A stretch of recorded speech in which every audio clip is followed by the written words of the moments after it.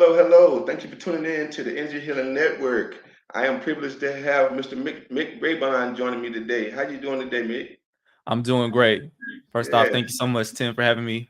Excited to have a conversation with a fellow healer. yes, Let's get sir. into it. Yes, sir. Yep, Mick is the owner of the Inner Victory. Doing beautiful things in the world. Tell us where you're joining us from, Mick. Yeah, I'm in Los Angeles right now. Yeah, yeah, definitely, definitely. West Coast flavor.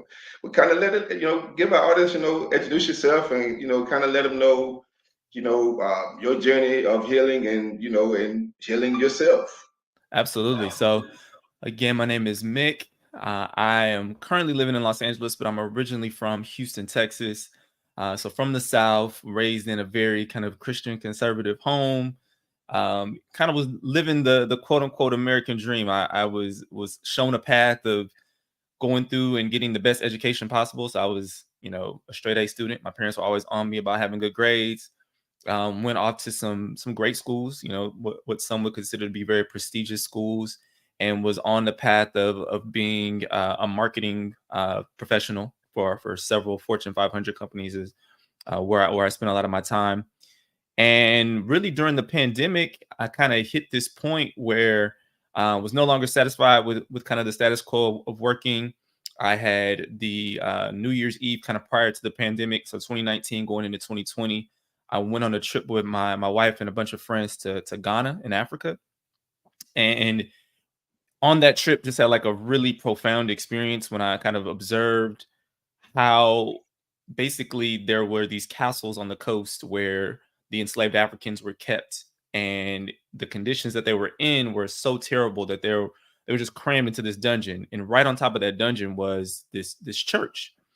And so just kind of experiencing seeing that visual of like there's literally people who are praising and worshiping in the Christian faith right over these terrible conditions in this dungeon.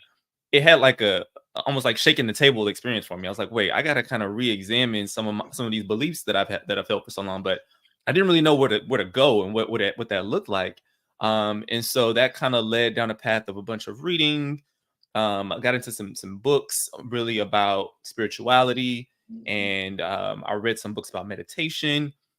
I was introduced to someone who was a psychic medium, and that was something I was not really interested in at all. I thought that was, Yeah, quote unquote, the devil. I didn't want to deal with none of that. But I had an experience that was just incredibly profound, where this woman was channeling my grandfather and my grandmother, and said some very personal things that I knew there had to be some truth to this whole experience. And so hmm that just kind of continued this curiosity that I had, where I just wanted to yeah, dive into more stuff related to, you know, new age quote unquote spirituality is what they label it as, but I think it's been hmm around for a lot Yes, longer than we yes, actually believe. yeah, So yeah. I just started to devour a lot of books and read hmm and different media about it.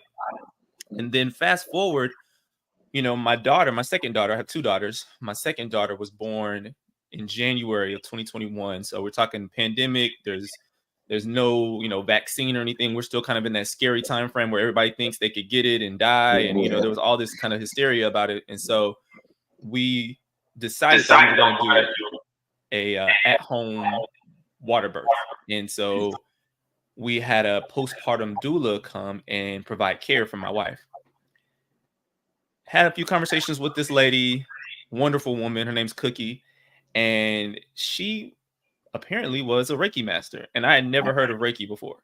Yeah. And so she's telling me about what it is and how she uses it in her work. And so she like does lactation consulting as well. And so a lot of times she'll apply Reiki to moms who may have trouble nursing, and it helps their milk flow through. So she's explaining to me like these benefits that this energy healing can have, and I'm like, this sounds interesting. Yeah. So then she tells me about another woman that it kind of helped her along her healing journey. And I started having conversations with this woman. Her name's Kira. And so she's talking to me and she's like, I'm feeling like you really need to get attuned in Reiki. Like she's like, I just feel like this is something that you would really benefit from learning. And so I go back to Cookie and I'm like, hey, Kira says I need to get attuned. And she's like, well, I'll do it. I will be the person that attunes you and be your kind of mentor in this Reiki Yeah. space. and she said I'll do it for free, basically. Like, she was coming to my house pretty regularly to serve as a nanny for my second daughter. We didn't want to put her in daycare because of COVID again, so we kind of had hired Cookie to be like our nanny for the most part, right? So she was coming to the house a few days a week. So she was like, well, I'm here all the time. It's COVID and there's nothing else to do. Like, I'm happy to take you down this path. And so read some more books about Reiki, and went through the kind of the period of meditation that's required kind of before you do your attunements. Did all of that, and once I finished my attunement process, I mean, it was like a fish in water, right? Like, I just took to it. I started learning and applying it as much as I possibly could. Then when things started to open up more, I started taking on clients, and I've just had this amazing experience over the last 2.5 years where I've done a bunch of one-on-one sessions. I've even expanded to doing retreats focused around men and their healing, because I've seen that a lot of these spaces, there are like 80-90% women in these spaces, and I'm like, where are the guys? Why aren't we healing at the same rate as men, as the women are? And so yeah, I started retreats. I've done a couple of those. I do monthly healing sessions on the beach here in LA. I have a podcast that I do with my wife where we talk about our journey and learning about a lot of this stuff. And so it's kind of like an educational podcast. It's called Chakras and Shotguns. So I've just kind of really dove into this whole space. And a lot of what I do is centered around just learning more about spirituality and helping others to heal.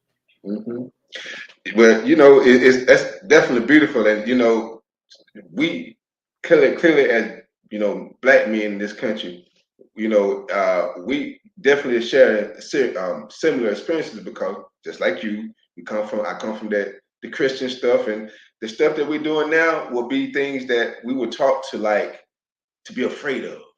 Absolutely. Because the audience knows I'm a Reiki master as well, and sound and dealing. So we're doing the same things, and everything that I've learned, and they don't really realize is that the things they were talking about is actually the energy healing that they speak of.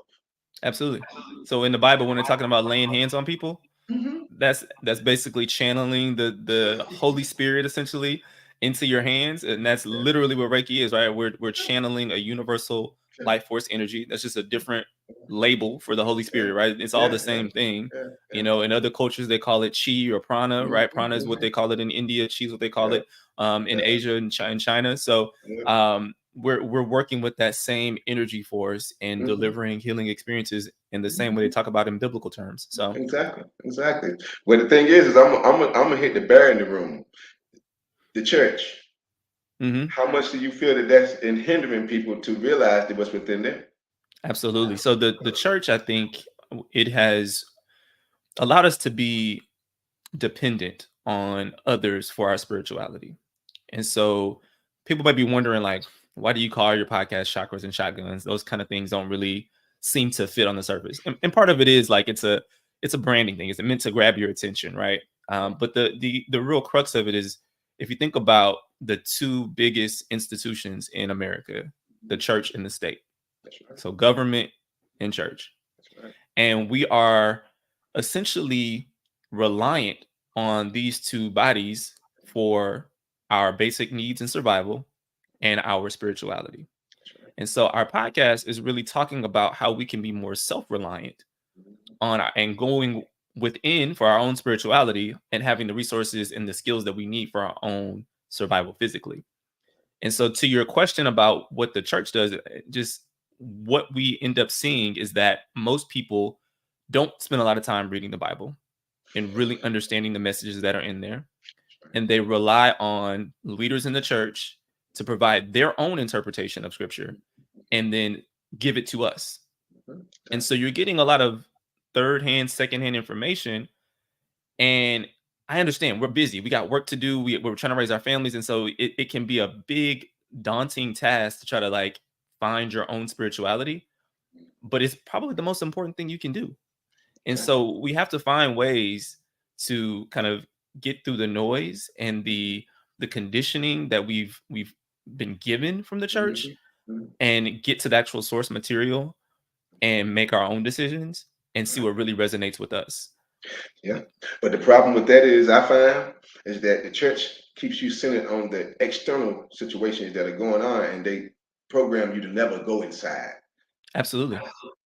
Yeah, and I think there's money in that, right? Like Of course. we have to acknowledge that capitalism Yeah. is intertwined in Mhm, American spirituality and religion. mhm, Like mhm, it's a part of everything in our mhm. society, right? Everyone's Yeah. trying to find ways to grow the bottom line, essentially, Mhm, right? Like mhm, mhm. Yeah, that's what drives our society right now. And you have exactly. to understand that it is profitable for the church Mhm. to tell you the things that it's telling you That's right. and not tell you that, you can actually achieve Christ consciousness That's right. on your Uh-huh. own. You don't Yeah, have to be, in the church contributing to the building fund every Sunday yeah, to yeah. reach this consciousness level. Yeah. You know what I mean? Oh well, Um, definitely, because that's like you speak on not reading the Bible. They're not understanding what the temple actually means. mhm, It's exactly. not. When Jesus went into the garden, Mhm. that's a metaphor, right? Even when Exactly. Moses even when Moses went on top of a mountain, that's a metaphor, It's a right? metaphor. Anytime you see people elevating in the Yes. Bible, going It's to higher ascension. ground, it's Yeah. ascension. It's Exactly. It's getting closer ascension. to the divine. It's going up Yeah. our chakras, Exactly. going To ascending. Exactly. Exactly. exactly. Your energetic system rising in ascension to consciousness. But the thing is that, getting people to like, and what they don't understand is like how emotional energy plays the role in these deals. Mhm, Because, when you're able to, literally raise your consciousness and raise your vibration, you're thinking in a thought process of being able to accept, as opposed to the religion of keeping you in fear, shame, things of this mhm. nature, where you're in need to begin with. You're looking for things outside of you because you're not believing in things within you. And that's Yep. why I'm big on pushing, trying to get out, especially our people, because we have some epigenetic situations going on within ourselves Yeah. that, that are kind of dealing with some stuff. And, Absolutely. you I mean, know, and, the journey of the human's journey in life, right? The Mhm. hero's journey, if you want to call it that, right, is all about trying to ascend up the chakras. And That's so right. the root chakra, your base chakra, your very first one that you're trying to develop, the Mhm. enemy of that chakra is fear. Exactly. And what do we see in our society? When you turn on the Yeah. news, when Yes. you go Fear into based. church, everything is Yes. about fear. It's about Exactly. making you scared and keeping Right. you from developing a healthy root chakra so that you can move Mhm. on to That's right. higher levels of That's consciousness. right. And That's so right. the Mhm. more we can do to limit our exposure to that Mhm. fear, the better Mhm. off we're going to be. Yeah, yeah. And the thing is as a sound healing, people don't understand the role the sounds are also playing around Hmm. them. The music that's tuned in to 440, and understanding that, when we think about things the church is heading. I mean, I deal with Hmm. solfeggio sounds, and Absolutely. you know, people don't realize the church was using these things, back in the 1700s, but then they found out, oh, the people are beginning to be healed. Let's put them up. And it took a guy in the 70s to come back and bring these things out and decipher them to understand, oh, these are actually, what, basically healing frequencies. Hmm. But they didn't want the people to be healed, because then they basically would lose their power of you coming to me for healing. Hmm. And they hide these things away, just as they tell you stories about your soul that are not true, and Hmm. all of these things. And so trying to get people to like open their minds, but our people are so caught in tradition, particularly Black people. They're caught in tradition of doing what someone else did. That it's hard to get them to evolve their thinking to understand. Look, okay, you're taking some interpretation a lot of times, and you're doing what someone else said, and what they said was kind of programmed from something that somebody else said maybe 30, 40 years ago. And I know where I come from, a lot of people, like, let me say, my grandmother was the mother of the church. Well, my Hmm. grandmother wasn't very educated either. Yeah. And so she couldn't, her understanding some things wouldn't necessarily comprehend some of the writings were there, and then she was doing what she was told to go along Yeah. with it. So it's without people getting them to understand, to open their minds to some of the things that they see, but it's not a miracle. It's actually something within you. You Yeah. know, yeah, yeah. It's a very deep historical and cultural bond that we have with the Hmm. church. I mean, if you Hmm. think about what early enslaved Africans, what their experience was like, right? Like it was like the first book that they were really allowed to read was Hmm. the Bible, Right. right? one Right. of the most noble professions that we were allowed to have was being Mhm. a pastor or a Right. worship leader, right? Right. And so there's Right. this deeply ingrained reverence that is Mhm. in our DNA when it It comes is. to the church. And so It breaking is. that bond is tough. Yeah. And, and there's still a lot of things that I take my kids to church from time to time because Mhm. I enjoy the cultural aspect of it, right? Like there is Right. something about being in a black church that you just can't really duplicate in other spaces. But at the same time, we have to acknowledge where there's harm being done. And so even Yeah. with my kids, like we will pray, but we won't gender God, right? Yeah. I have two little Yeah. daughters, and I don't want to Yeah. say I don't want to say he because Yeah. I don't know if you read the book Know Thyself, Yeah. and it talks about how when there are images of the divine that don't fit who you are, you Mhm. start to basically not see yourself as divine, and it Yeah. causes lowered self-esteem. And so I Yeah. don't want to show my kids a male white Mhm. Right. God, right? Right. They are Right. black women. Like, I'm Right. not going to show Right. them an image of the divine or tell them a name of the divine that does not align with who they are, so that Right. they, are excluded from that divinity. So Exactly. it's tough, right? I think Yeah. we're in a transition generation where I think more and more of our community is starting to wake up, starting to Mhm. realize certain things, Mhm. but it's still not a massive movement yet. It isn't. It isn't. And I struggle with it because like I don't know if we have our different, I guess, kind of levels of religion because I've, dealt with people who they were Christians, but they weren't necessarily the level of like say for instance, like what they call the holiness. And you know, Mm-hmm, mm-hmm. it kind of gets a little bit more extreme maybe than some others. And Yeah, and so the kind of damage that it did because it literally kept people in slavery. And it's kind of hard for me to ever go back and deal with it because I see a generation of people that I grew up with and before me who were on drugs, who were on various things because they had low self-esteem. They knew nothing about themselves. They were from the time they were 5, 6 years old. They were told, "Don't worry about school. Don't worry about anything.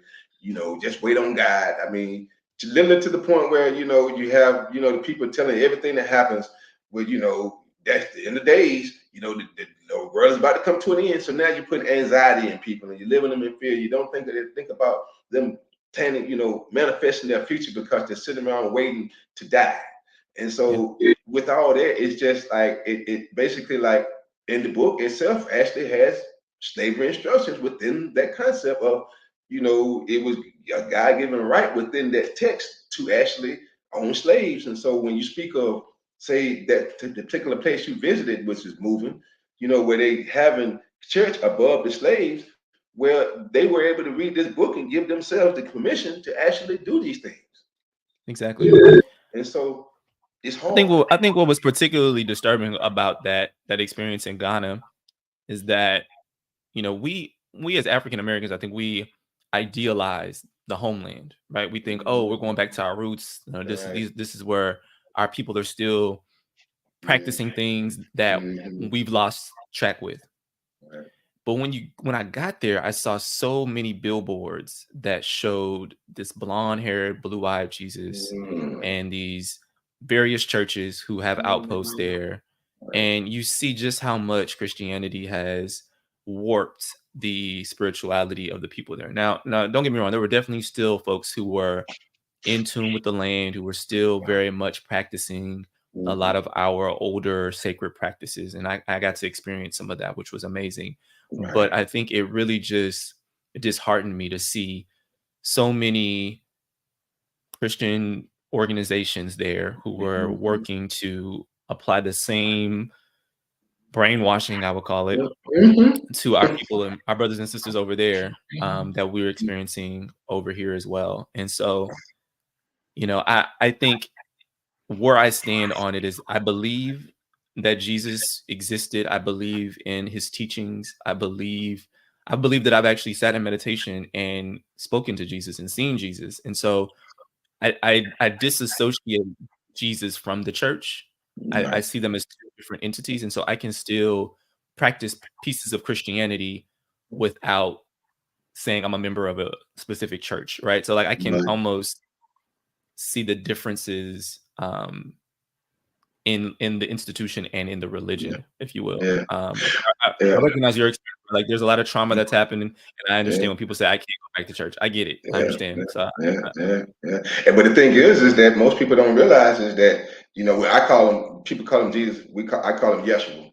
But mhm, a lot of people don't realize is that he didn't have a church. He wasn't a Christian.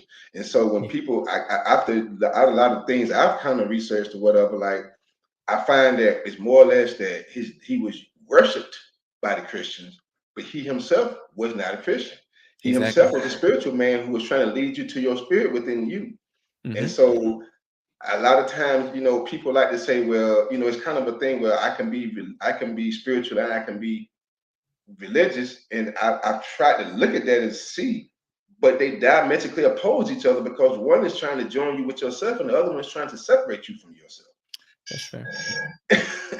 Yeah, I think, I think to your point, right? The Christian church wasn't established until after he was already gone, right? Right, right. And so even during his life, though, he was part of the Jewish faith, It and was. he had issues with Yeah, the temples, right? Like exactly. he was not rocking with Hmm. the established Hmm. religious authorities at the time, right? He was seen as like Right, this renegade, right? He exactly. was seen as someone who didn't follow what Hmm. was right at the time. And so it's just Right. interesting that there's so many spiritual leaders right now who are shunned by the church, right? And Yeah, it's like the church can't even see how what the essential figure in the religion is yeah, essentially yeah, similar to what people are in the spiritual yeah, space talking about. So yeah, it's interesting. yeah. It is, and it led me down the path of reading. I don't know if you read the Book of Thomas. I have not yet. Well, that's the thing. I was talking to people too. I was like, a lot of time people are going by within the text of the Bible are going by these stories and things like that, but nobody was really interested in his actual teachings. Yeah. And his teachings were within this particular code, but they took these books out of the Bible to not conform to what the Hmm. message was, because his message was opposing to what the clergy wanted them to say, because he kept saying, look within you. Hmm. Did I not say you are gods? Exactly. He was steadily telling these things throughout this text, but they remove it. And so I kind of look more like I'm like you. I looked at the teachings of the spiritual person to and I looked at it, kind of guide me where it needed to take me to, and it took me to where the man, like you said, he didn't rock with this religion. He Yeah. was about you finding, what was in you. And that's how I look at things. That's how I roll with it. So if I didn't want to associate it with religion, church, how I didn't want to look at it. But that's how I kind of that path is what we seek to attain within spirituality. And he's not the only one. You have Buddha, you have various spiritual people who gave you the same messages of, enlightenment within yourself.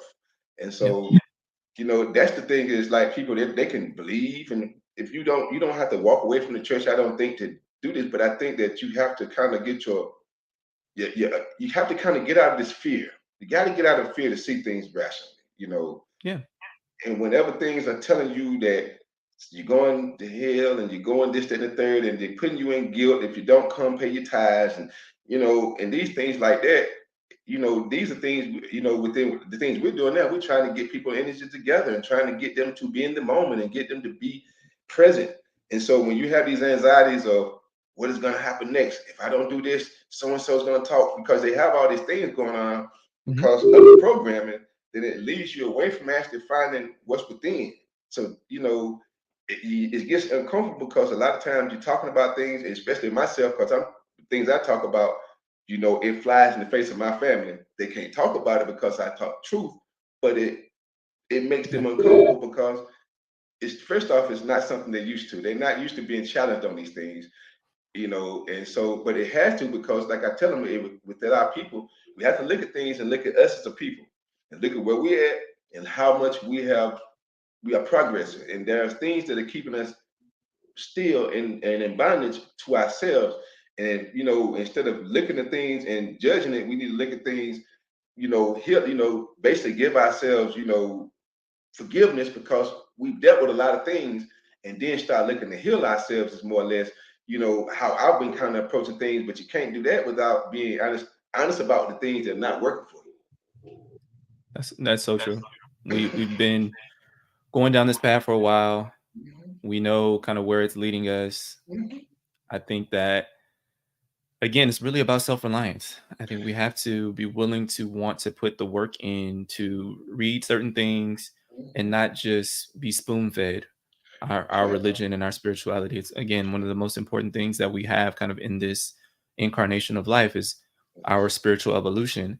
And I just can't say enough how Yeah. important it is for folks to kind of figure it out for themselves as opposed Right. to just receiving it from someone else. I'm not even saying like you need to come talk to me or talk to you. It's Mm-mm. about like it's an individual thing. Like It I is. can't tell you the answers. You know what I Mm-mm. mean? I know what's worked for me and what my path That's looks right. like, but Right. all I can really do is help show people their own path. Like, hey, that's the way to go, but That's it, right. it really is gonna go through you. That's right. Well, the thing is, they need to be educated too on the things that we are doing, because just like we speak on these energies, each one of these energies holds something within themselves that need to be aligned or holds trauma. Hmm. And they need to understand that these techniques that we're using, that the things that they're dealing with go a long way to dealing with their mental and physical health. Yeah, You know, yeah. every aspect of mental health aligns with an energy. Exactly. Every aspect of physical pain and discomfort and disease, it Yeah. aligns with some type of manifestation of energy that's around you. You know what I mean? Yeah, So, yeah. And they don't understand you have pains in a certain area. That's generally kind of telling you where the situation may be going and things of this nature. And a lot of time people are taking, or our people are good about suppressing pain in all hmm, kinds of ways. absolutely. And you have to understand that it's okay to recognize it. You have to recognize it, deal with it, and let it go. And that's part of the deal we have within our people. It still keeps a cycle of the suppression, I call it. We suck it up and keep suppressing, and but at the same time we keep praying for change, but we're not doing anything to actually start moving forward with action, as speaks in the Bible. They hold action, faith without action, is basically dead. And so we Yep. have to put actions to the things that you're doing instead of saying, God, please help me, when that's nobody's text besides a man that's asking you for money, that's saying I pay you and I send God to hook you up. And that's not how it's Hmm. happening. you know. Yeah, no, you're right. I wanted to talk a little bit more about what I was, alluding to with working with men. I think as Yeah, two black yeah, men, I think it's really yeah. important to have the conversation about our healing specifically. I That's think right. in this space that I've been working through, I mentioned it earlier, I've gone to retreats and I've gone to meditation circles and breath work circles and all of these spaces. And I usually go with my wife. And when I'm there, I look around and I'm like, it's maybe one other dude there. Yeah, Like, yeah, I yeah. just did a plant medicine ceremony and it was two guys there, Mhm, and it's mhm, all these women. And so my kind of goal was really just to push for more spaces where men could come. And I mhm, think mhm. a big part of it is healing in a lot of ways is seen as something that's weak. It's Right, not a part of manhood or masculinity. right. And so we just got to work to try to change some of that narrative because brothers are dying early, So who you telling? 50s, Yeah, you yeah, know. yeah, yeah. Definitely. And this is thing. See, before I got into this, I was a personal trainer for 20 years. Mm, So, even within that particular business, I had more female clients than I had men.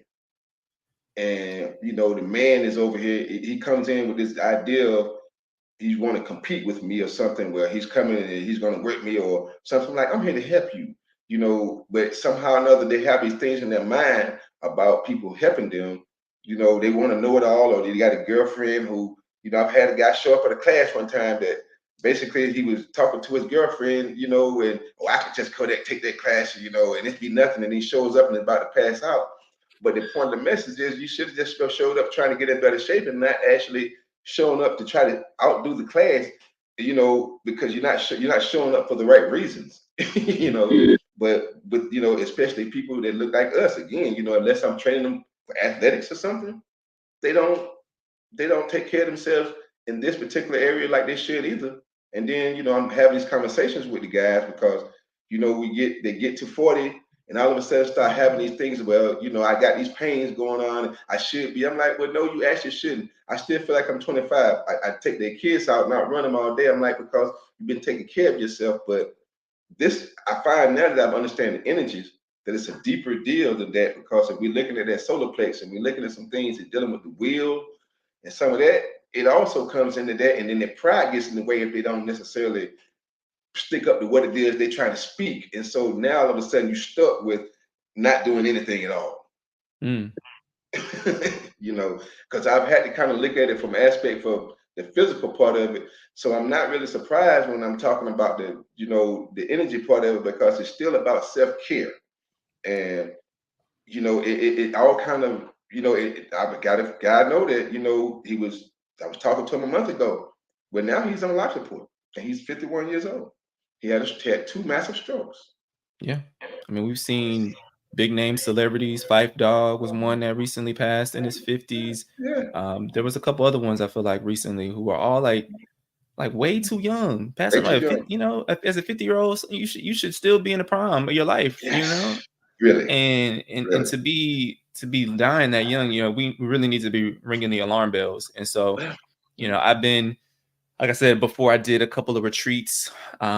Basically, the retreats are safe spaces, essentially, Okay. where men can come Okay. and we kind of take our armor off. We wear a lot of armor every day. We always trying to carry the weight of the world on our shoulders. We take on a lot of responsibilities at work and with our families. Yeah.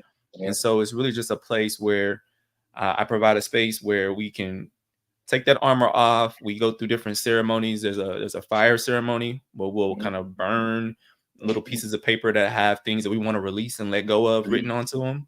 There's a water ceremony. The water ceremony is really just an opportunity for us to slow down. Men don't really take baths. And so I basically create a little pack of spiritual herbs that are in like a tea bag, and then we steep that in the tub.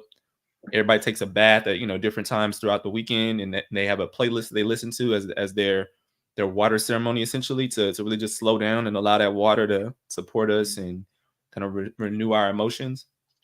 We go on a hike. There's always some element of being out in being in touch with nature, with the earth. The first one we went to a mountain in Texas. The second one we were out in Joshua Tree National Park out in California. So there's this hiking element, and then we do a little air ceremony as well. And yeah, it's just a great time, I think, to bond with other like-minded men and have this space where you can kind of release a lot of the stresses that we carry all the time. How many men generally show up to this retreat? Yeah, so the first one I had 5. So it was pretty small. It was my first one. I was just trying to keep it small and intimate. Then I went to 10 on the second one. So I'm planning one for next year already. Planning to keep it around at 10 to maybe 12 max. Group size, I think that keeps it to where it's manageable, but then you can also have the space to kind of really get to know folks on who are part of the retreat. So I bring guys together who don't know each other. There may be 1 or 2 who have previous knowledge of each other, but what ends up happening is in like 2 nights, people are super tight friends by the end of it. We have these WhatsApp group chats from the retreats, and people are constantly like, checking in with each other and providing life updates since the weekend. So it's a great little experience. Yeah. It's really needed, man. We don't do that. We do not. Yeah. The men get together and generally get together and do the wrong things. They don't get together and bind and actually really do the things you're talking about. And the thing is people, like you said, letting the armor down. Yeah. That's big, man, because like carrying that armor is heavy. And you allow them to get it off. But then what you're doing them is showing them later on that they understand how to kind of do these things for themselves, because they know it's okay. Because it may be the first time someone's ever done that before. It is. And a lot of times it is. Yeah. Yeah. I also want to say that during the retreat, we hire a chef. So we eat good too. Like good nutritious meals, because a lot of times we're not taking care of ourselves. Like I said earlier, with us dying, And Yeah. so the chef is cooking wholesome foods, like lean meats, and it's just meant to be this weekend of spiritual and physical nourishment. So Well, that's the thing is people too that they don't understand when you're taking care of this physical body that the things you consume and how you take care of your body has a lot to do with the energy that you carry. mhm. And they don't go enough about not consuming the beast and things of this nature. Eating more energy foods and things of this nature. People need to understand this is contributing to your overall health on all levels. Yep. Is really important. So, and you can think, you'll begin to think a lot clearer because you're purifying your body of all these toxins and things, the energies that it literally should not be consuming. That the American diet makes sure that you get plenty of. So, so you're Yeah. detoxing the whole body pretty much. So they leave out of there feeling like new people.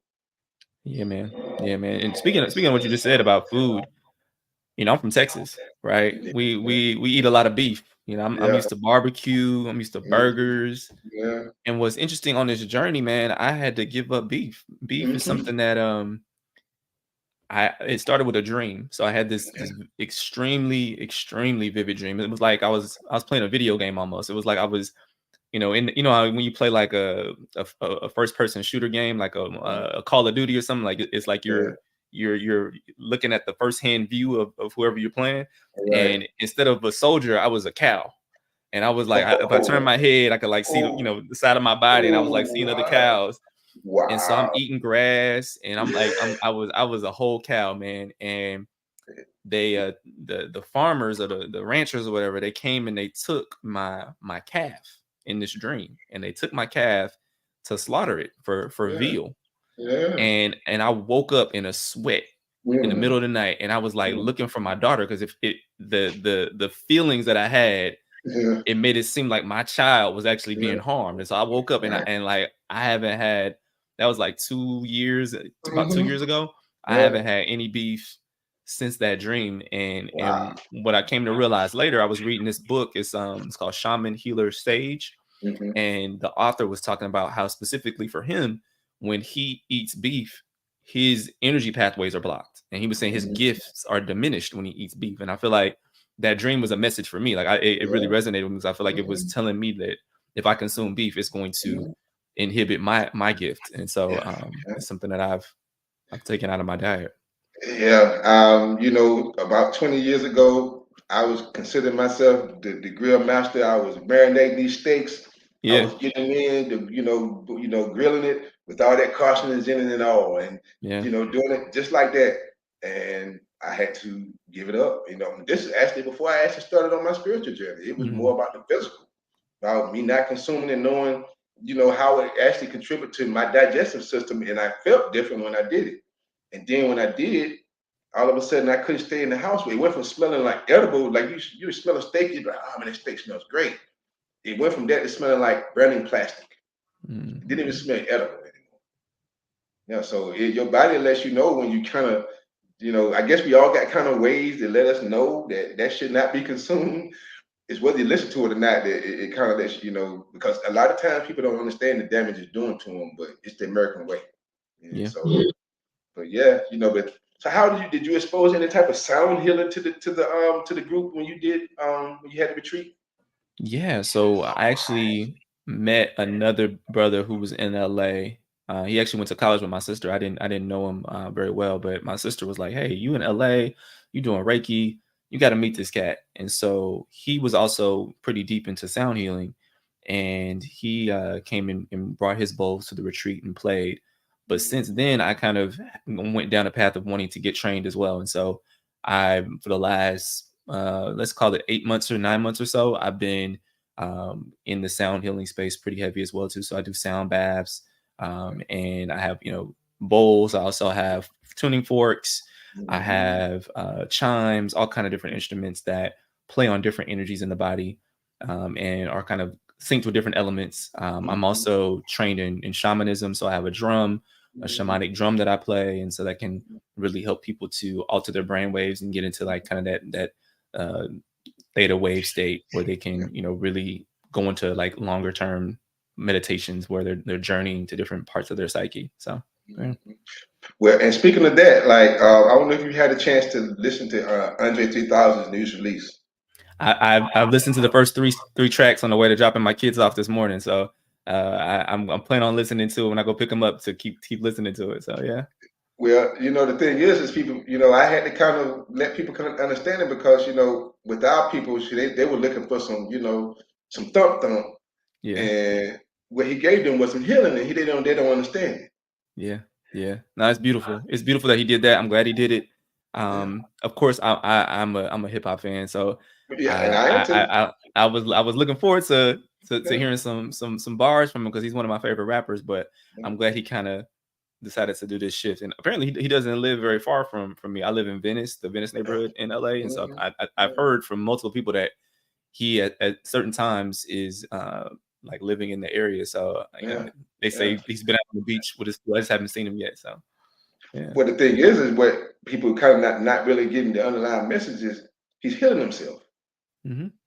He's healing himself. He just shared that with the world. Yeah. This is his sound healing. This is his therapy.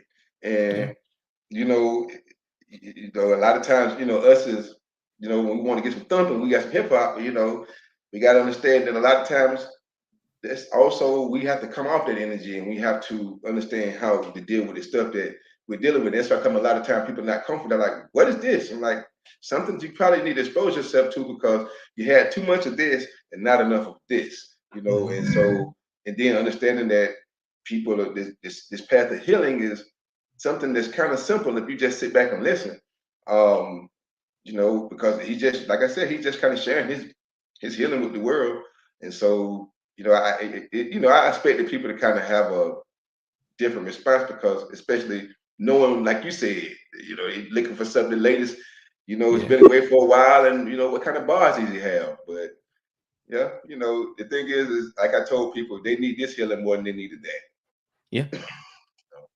Yeah, yeah. Well, you got anything? Would you say any events going on as far? Well, let me back up. How can your people access your services? Like, Yeah. So, in addition to the retreats, I also do a monthly men's healing circle in LA. So if you're in the LA area, mhm, you're a man and you want to come and be around some like-minded brothers, we basically do a little bit of a cacao ceremony. So cacao is basically the root of chocolate. So if you ever see like dark chocolate, it'll say like yeah, 70% cacao, whatever. So it's a yeah, it's a it's a beverage that was consumed by the Mayans and a lot of older cultures to help with opening up the heart and moving your blood around.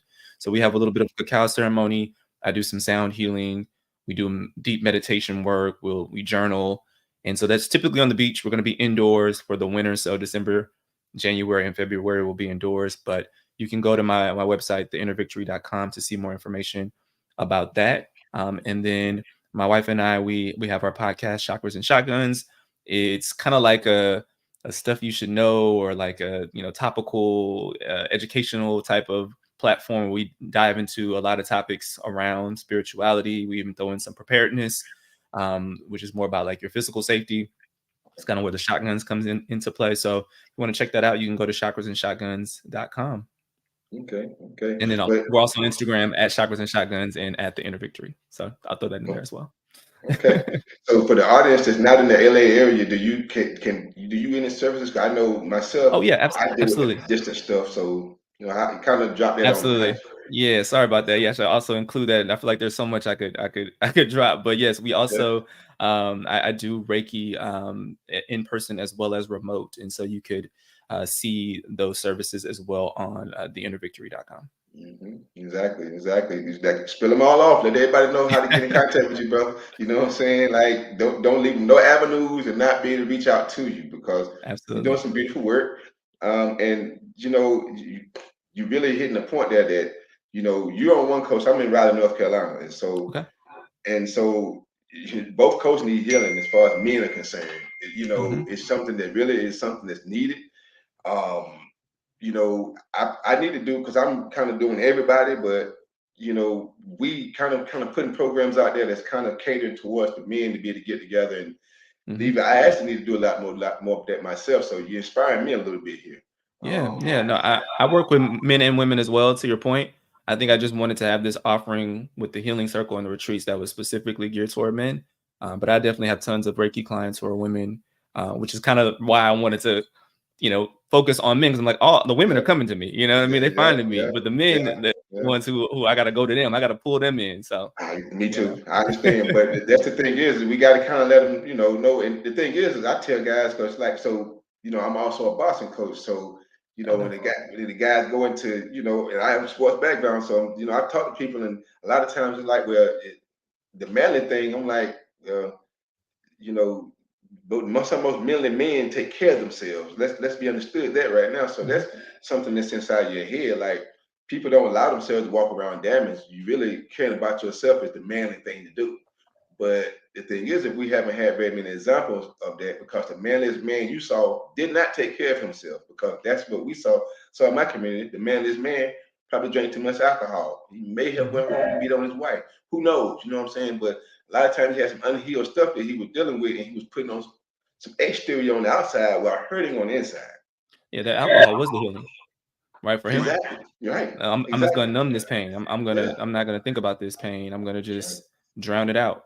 Mm-hmm. And so I Mm-hmm. think we're at a place now where we're trying to move past that. Instead of just getting high and getting drunk, we actually want to Right. deal with some of this trauma, which is Right. hard. And like, what's more manly than like dealing with hard stuff, dealing with That's right. challenges? That's You know what I right. mean? Facing your challenge is the hard thing to do if you think about it. Exactly. Hmm. Exactly. That's the mouthful right there, brother. I mean, and so there's people got to look at it like you're really cowering away from things when you're not facing you. Hmm. But and the thing is, the big part about too is caring about your people enough to like stop wanting to stop the cycle. These are things too that we got to look at ourselves in the mirror and like we know we all got some stuff that we come from that won't favorable, and we got to stop the cycle. Yeah, I was fortunate to be raised with my parents and things like that, but my parents had things they need to heal they never were able to heal, and then it passes on, and we all because of where we come from.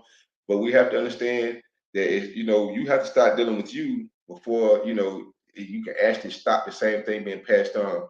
So it's a bigger picture than just about yourself. So it's various ways I say you can look at this to kind of as men, and particularly black men, to start changing their perception of how they think they should be moving, and taking care of themselves, because like I said, I got friends that's dying way too young, and the thing is with me is I've been in this business for a long time, and I've had to warn people when we were young, when you consider to be young.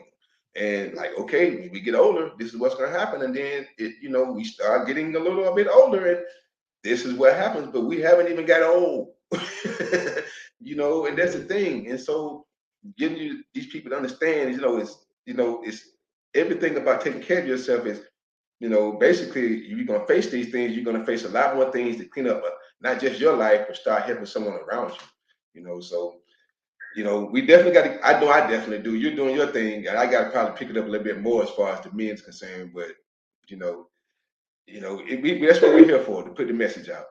Absolutely. Well, we'll be in touch, man. We'll exchange some notes, and if you see something working with the brothers out there, let me know, and vice versa, so we can have a bigger impact. That's exactly what we need to do. That's why it's called the network, because we're trying to build a network of building people in to start healing themselves. So yeah, that's exactly right. That's exactly right. Well, anything you want to leave us with before we turn?